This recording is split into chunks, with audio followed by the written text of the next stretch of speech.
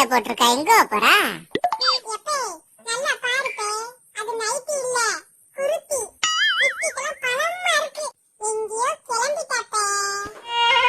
ஏய், என்னடா சொல்லுத? குருதெல்லாம் இப்ப குருத்தி போடுது. இரு, சைச்சுக்கும் சட்டைக்கும் சம்பந்தம் இல்லாம ஒருத்தன் வருவான், அவனை கேப்போம்.